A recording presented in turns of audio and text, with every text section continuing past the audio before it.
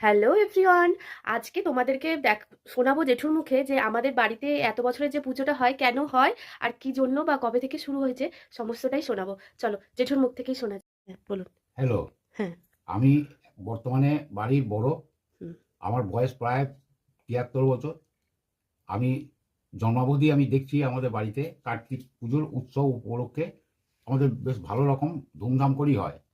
এটা আজ আমার দাদুর আমলের ঠাকুর। দাদু এনেছেন, আমার বাবা এনেছেন। এখন আমরা সেই তার ট্র্যাডিশন বজায় রেখে চলেছি। জানি না কতদিন রাখতে পারবো। তো আমাদের বিশেষ বৈশিষ্ট্য হচ্ছে যে ঠাকুর দেবতার প্রতি ভক্তি সাধারণত মানুষের কমে গেছে, কিন্তু আমরা নিজের চোখে দেখেছি বা নিজেরা বুঝতে পেরেছি কার্তিক পুজোর শুরু অর্থাৎ কালীর যেই শেষ হলো, সেই কালীর শেষ হওয়ার পর থেকে আমাদের এই বাড়ির চারদিকে যদি রাত 10টা 11টা 12টার পর থেকে চুপচাপ থাকলে নিশুতি হয়ে যাওয়ার পর একটা জুতোর শব্দ পাওয়া যায়। মজমজ করে মনে হয় যেন কে চারদিক ঘুরে বেড়াচ্ছে। এমনই আমাদের এর বৈশিষ্ট্য বলে বা মাহাত্ম্য বলে আমরা মনে করছি, এবং বাবার আশীর্বাদ আমাদের উপরে যথেষ্ট আছে। সেই আশীর্বাদের সূত্র ধরেই আমাদের মোটামুটি পরিবারটা এখানে আমরা এক জায়গায় একত্রিত হই কার্তিক পুজো উপলক্ষে। কিন্তু স্পেশাল করে একটা, এটা দুঃখের বিষয়ে বলতে পারা যায়, আবার আনন্দেরও বলতে পারা যায়। ওই কার্তিক পুজোর যেদিন হয়, কার্তিক পুজোর দিন আমাদের এখানে পুজো টুজো হলো, কিন্তু তারপর দিন ভাসান দিতে হবে। হুম। এটারও একটা কারণ আছে।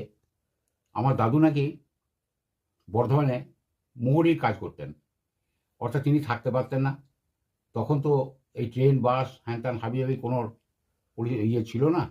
সেই সূত্র ধরে গরুর গাড়ি করে পলাশি থেকে, অর্থাৎ এটা ইন্দাস থানার পলাশি, সেই পলাশির থেকে বর্ধমান যেতে হতো। তাহলে ছুটি ছাটা এই সময় থাকে না। সেই কারণে উনি ওই দিন ভাসান দিয়ে উনি কিন্তু নিজের চাকরিস্থলে পৌঁছে যেতেন। এইভাবেই সেই চলছে। মাঝখানে হয়তো আমাদের কিছু একটু এদিক ওদিক হয়েছিল। যাই হোক, বাবার আশীর্বাদে আমরা মনে করছি যে আমাদের সংসারের এখন প্রাঞ্জল আর কত বছর উৎফুল্ল। হলো পুজোটা? আর এখন মোটামুটি আপনার বয়স, এই আমাদের এই পুজোর বয়স প্রায় ১15 বছরের। আচ্ছা। আর কেন দাদু এনেছিল পুজোটা? পুজোটা এনেছিল, আমাদের নাকি দাদুর কোনো ছেলেপুলে হয়নি। হুম। ছেলেপুলে না হওয়ার পরিপ্রেক্ষিতে এখানে তার বন্ধু বান্ধব মিলে কার্তিক এনে কার্তিক দিয়েছিল। সেই কার্তিক দেওয়ার সূত্র ধরেই আমাদের এখানে দাদুর দুটি ছেলে এবং একটি মেয়ে হয়। দুটি ছেলে, একজনের নাম ছিল কার্তিক, আর একজনকার নাম ছিল গণেশ।